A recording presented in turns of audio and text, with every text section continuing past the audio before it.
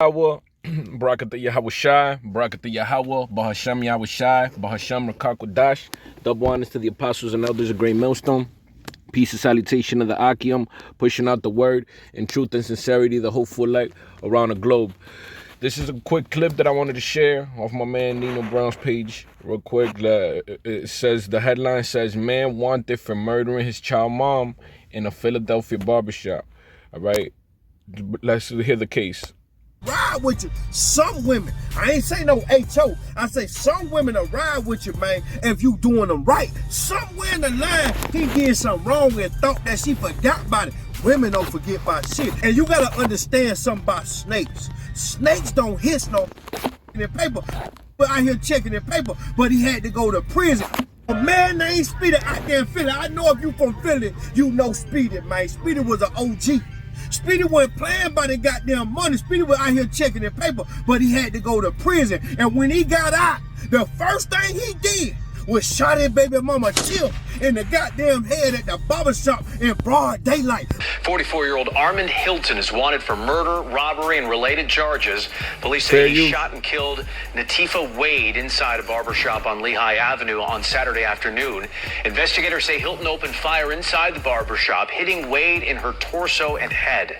She died at the scene. But before you think that this was a senseless attack, let's speak on the actions that caused murder to be the reaction. Speedy was sentenced to some prison time, man, and he left Tiff, his baby mother, his son mother, with all his properties, man. He trusted her to hold him down while he was locked up. But soon as he went in, man, she married another man. His son's mother, right? Okay, just so we get the facts. His son's mother, all right? He's going down, left her with the properties and her son to hold her down, like, you know, so obviously he's trusting her. She's family. She's the wife to his. She's his wife. She is his, right, and she has his child, and he's doing the right thing as best as he could, going away. All right. She sold all Speedy properties and started a new life with her new man, man. Speedy was reaching out to her while he was locked down, but she put the block on the phone. He sent letters, but she refused his mail, man. Speedy ended up doing his time and getting out. He ain't telling nobody. But when he was released, he discovered that all his properties were listed as owned by somebody else. Tiff had done sold the goddamn property and went ghost. Speedy hunted her down. He caught up with her and he demanded his goddamn check. He wanted his money. She kept spanning him. She kept playing with him like he was something to play with. So he caught her slipping at the goddamn barbershop and he went to hitting. He hit her one time in the torso and one time in the goddamn head, leaving his son motherless and fatherless by playing with his check and goddamn playing with his respect. But let me ask the street something. Is this body justified or is this classified as stupid? I want to know what you feel. Should Speedy have just charged that shit to the game, man, and started over when he got out and got him some more property, man? Would you crash out over materialistic shit? Do y'all think that she deserved to be knocked off by playing with that man's property, man? What if that was a family-owned property that was passed down to Speedy and she did him like that, man? Do y'all think when they was dating, man, when he was laying down putting that jit in her, man, he ain't see no signs of snake in her, man? At some point in the relationship, I know he seen a sign of a snake that she was gonna bust off and leave. I know he did something. So that's all I got on the clip. But again, if that's the situation, him leaving this to wifey, I don't know. We don't know the whole circumstances of it, but that wasn't the way to go about it. And then to give him the runaround, disrespectfully, you know, this man working for properties, whatever, whether they had done it together, who knows the backstory. There's definitely more to it, but all we know is the facts of how it ended up. Again, Jake on Jake crime, the curses, a husband and a wife are at each other's throat. But she definitely went about it doing the wrong thing. And what's in the scriptures? It says, Proverbs 6:34 says, for jealousy is the rage of a man, therefore he will not spare in the day of vengeance. So on this day of vengeance, he did not spare.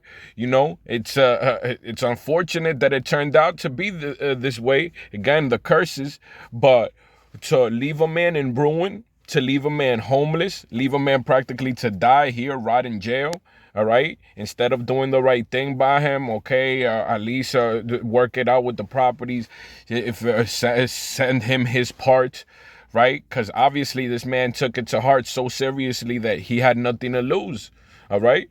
But this society backs up these women. There's no accountability. So the man reaches desperation. He's facing ruin. He's facing probably homelessness, desperation, right?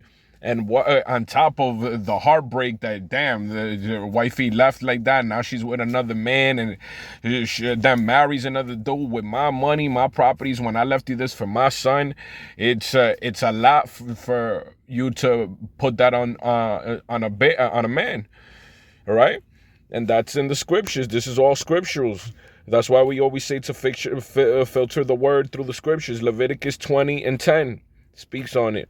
All right, because this does fall under adultery. And the man that committeth adultery with another man's wife, even he that committeth the adultery, because again, then you have the other brother that married her, but who knows what story she's telling him. So it's a web of lies that then the Most High, if he chooses to pronounce judgment and send that spirit of vengeance, that's what he's going to do.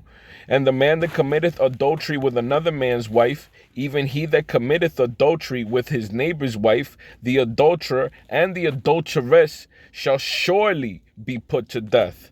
So according to the law, Levitical law, these people that want to play holier than thou, the so-called chosen, right?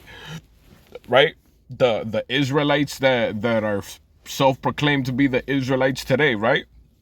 If these people were about justice, there will be justice for when adultery is the reason why these homes are breaking up, or the woman choosing to step out, which happens a lot because she's not happy, or this and that.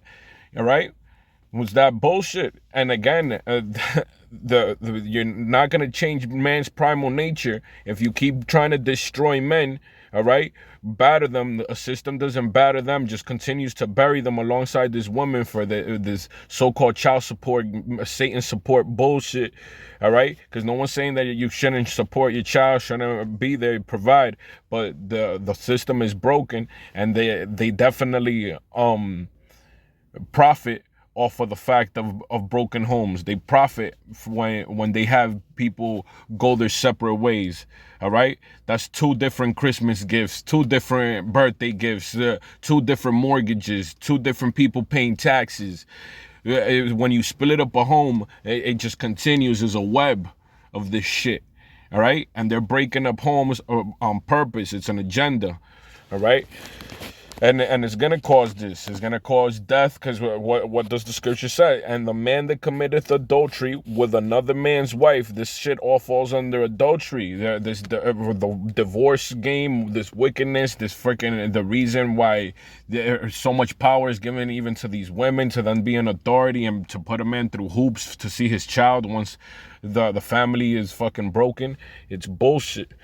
With another man's wife, even he that committeth adultery with his neighbor's wife, the adulterer and the adulteress shall surely be put to death. So that the man that slept with that other man's wife, and and the woman herself, all right, that's how you would get rid of the filth. You would put away evil from amongst us, as the scriptures would always say about Israel.